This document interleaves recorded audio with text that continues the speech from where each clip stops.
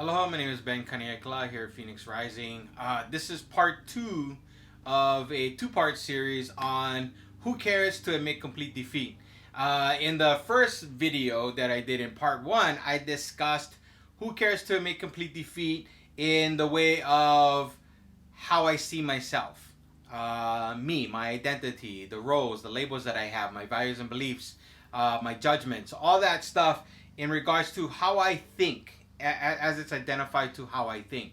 So when we go into who cares to admit complete defeat, I want to go to a different level of who. In the first who, in part 1, I was talking about the self.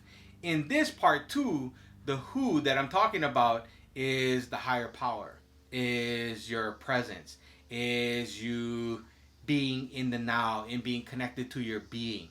The who is the deeper who. Not the who of who I see myself as a person, as a being here, a human. What I'm talking about is the who is the deeper who. The deeper being within. That is the only who, as it relates to this question, that cares. Because the who of the self, the egoic self, the false self, doesn't care. But the deeper who does care. And so when the question is asked, who cares to admit complete defeat, that deeper who is the one that cares to admit complete defeat. The surface who, the me who, the self who, the egoic self who doesn't. If that makes any sense. But that deeper who, coming from that being, is the only one that cares. And in the dictionary, if you were to look up the word care in the dictionary, it would say suffering of the mind. In the deeper who, there is no suffering of the mind. That's why that deeper who cares.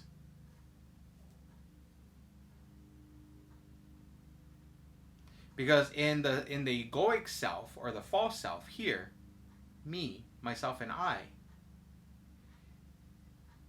the word care, that's where it lives, the suffering of the mind. So in our false self, or in our egoic self, it's just continued suffering of the mind.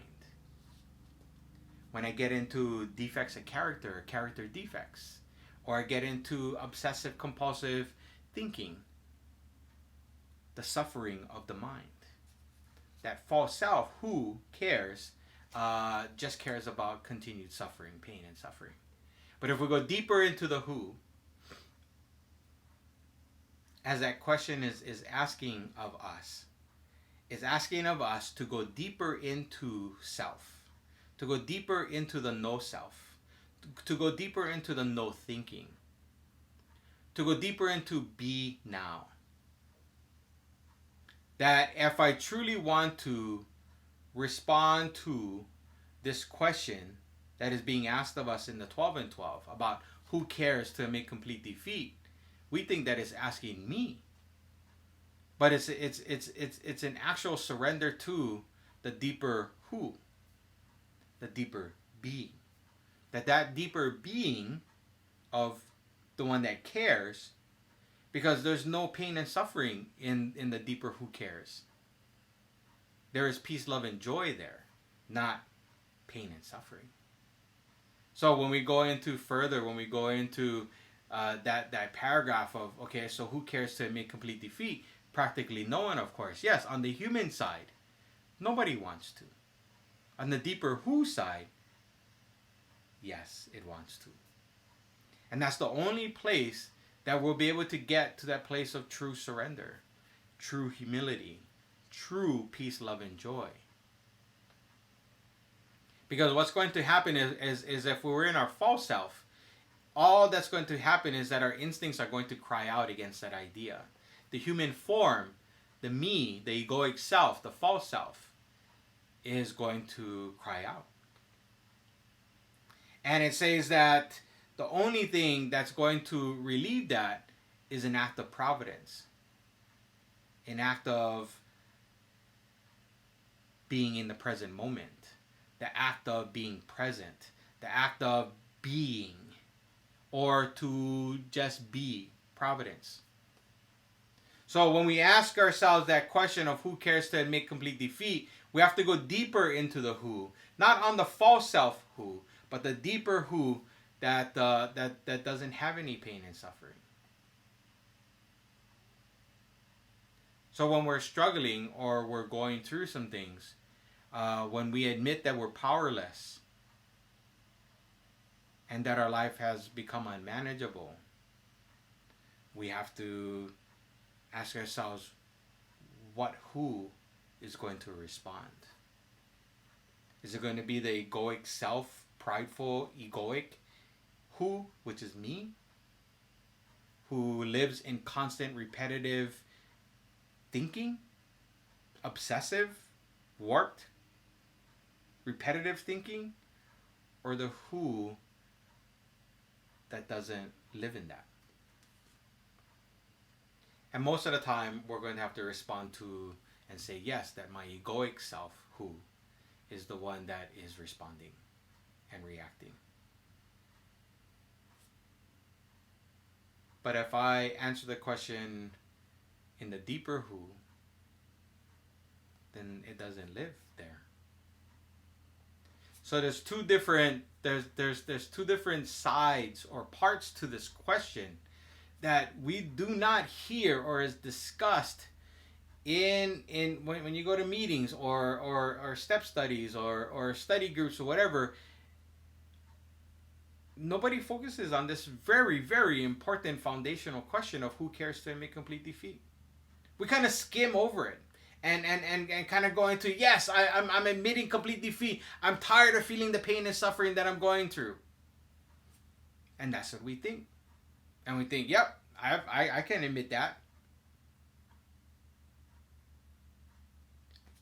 The problem with that is that response is short term. Because as soon as I surrender that, as soon as I admit to that external consequences, I can guarantee you that the ego is going to come back and come right into play, and we're going to get into justifying, rationalizing, minimizing where the thinking lives. So that's what's going to continue happening. If we don't get to this place of the one that truly cares. And that's the depth of the surrender that we have to go with this very important question in anything. It's the foundational step.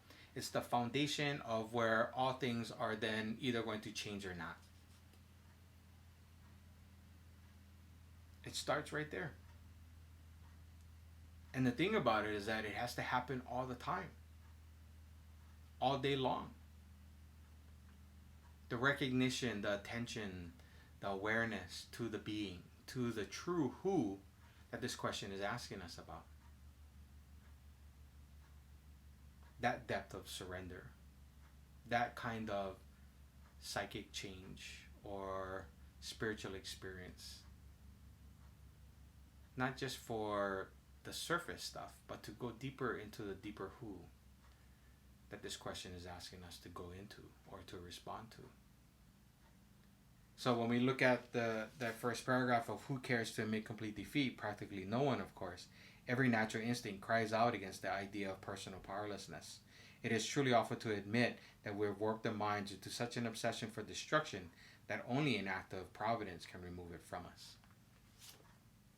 So if we look at that paragraph in the deeper who,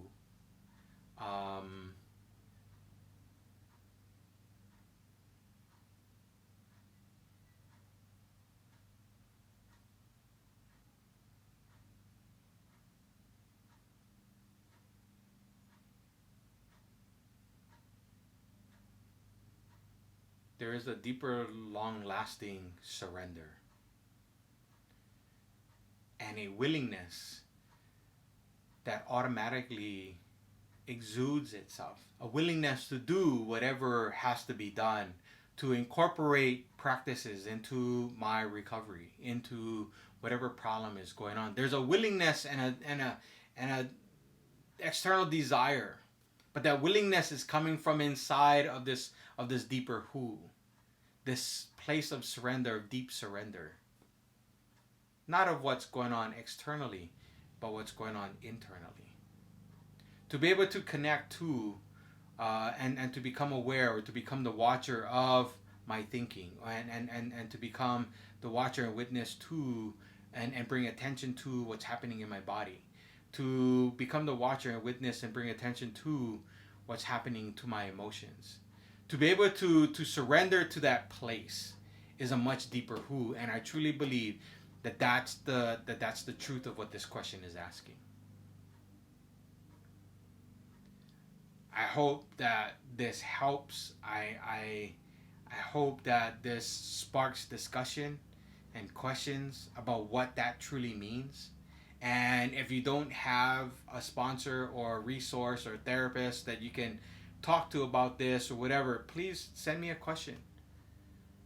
You know, send a comment on these videos, and I'll be more than happy to respond and to help in what I'm talking about here.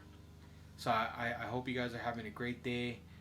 Again, this is part two of a two-part series on who cares to make complete defeat. All right, you guys have a great day.